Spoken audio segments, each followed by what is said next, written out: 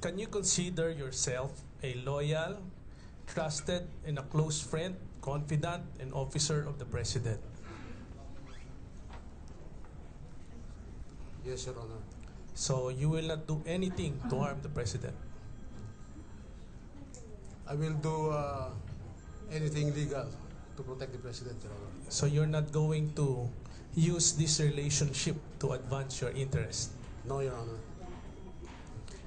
In December 4, Ombudsman released your suspension order. This was subsequently followed by a special order December 16 by OIC Espina for you to cease and desist in the performance of your function in relation to your office. Who implemented your suspension?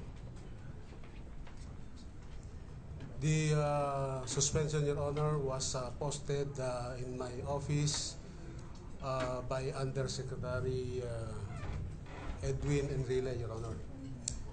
Who in particular is supposed, who is the person in authority and under what office implemented your suspension?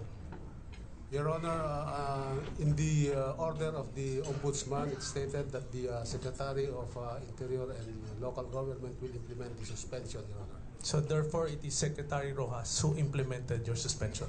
Yes, Your Honor.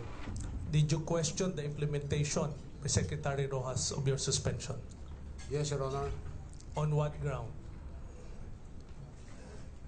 Your Honor, the order of the Ombudsman is for the Secretary to implement the suspension and not it was delegated to Yusek Enrile.